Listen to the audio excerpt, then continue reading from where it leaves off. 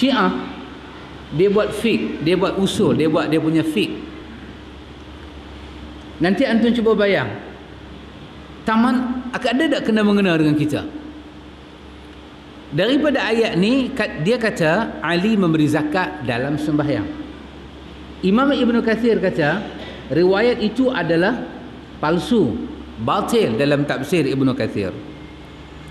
Yang kedua, kata Imam Ibn Kathir, innama waliyukum, wali di sini bukan makna pemimpin, tetapi wali di sini dengan makna bukan dengan wali di sini maksud dia walayah, bukan wilayah.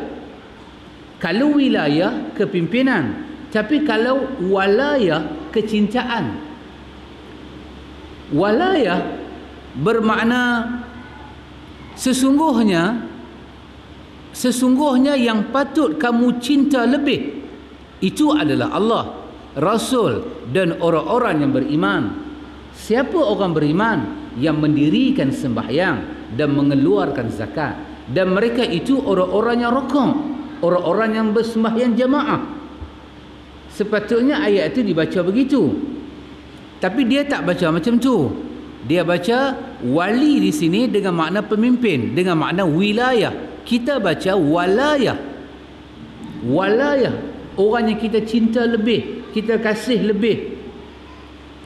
Kita duk semayang, puasa, zakat, haji sama-sama kita ni, kita kena kasih sama-sama kita lebih daripada orang-orang bukan Islam.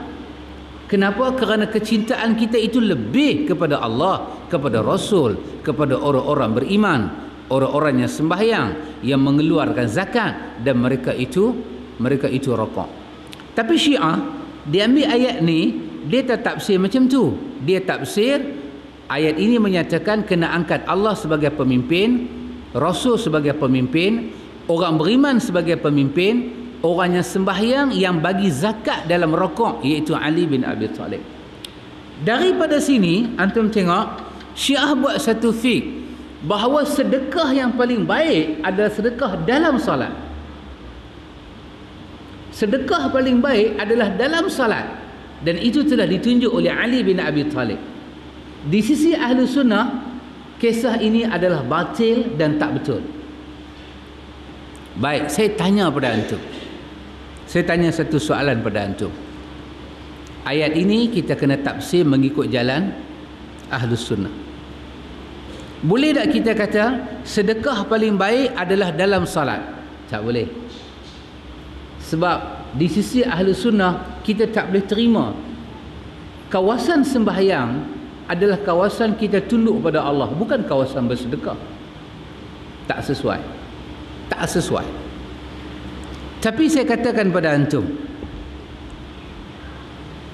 kalau antum pergi melihat orang solat jenazah, kenapa selepas daripada orang solat jenazah orang nak sedekah duit time tu?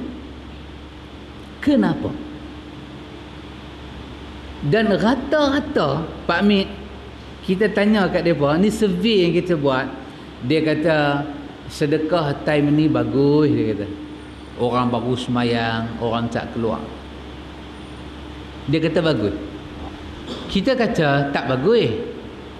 Sebab sedekah ni diberi kepada orang-orang yang Allah tentukan mereka itu sebagai layak terima sedekah, bukan sedekah lepas semayang. Oh, dia kata tak, semayang mayat ni lain daripada lain sikit. Dia kalau boleh tengah-tengah duk semayang tu bagi duit lagi bagus. Jadi banyaklah orang kita bila berlaku kematian, dia bawa duit dalam envelope. Kalau zaman dulu tengah imam duk takbir tu, dia lipat envelope, dia jolok masuk duit dalam poket. Lah ni agak bagus sikit Pak Mik, dia bagi lepas salam. Imam duk baca doa tak habis lagi, dia lalu tiap-tiap sah dia bagi duit. Kita kata fiqh ni ambil di mana? Fiqh ni ambil di mana? Fiqh ni ambil daripada ayat ni. Sedekah yang paling baik adalah sedekah yang dalam sembahyang ataupun selepas daripada sembahyang. Faham fiqh macam ni daripada aliran mana? Daripada aliran Syiah.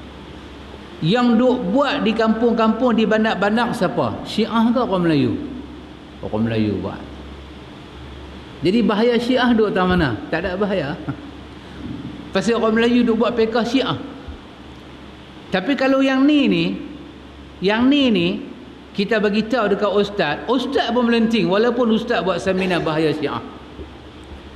Amboi dia kata sampai tak boleh sedekah langsung. Subhanallah ikhwan. Fik kita dengan fik Syiah begitu hampir. Sampai kita tak boleh usik. Pasal itu saya katakan Syiah ni tak bahaya. Melainkan kalau dia ada interest, kita label dia sebagai bahaya. Apabila kita boleh skor kepercayaan orang, sokongan orang, label lah Syiah sebagai bahaya, baru dia bahaya.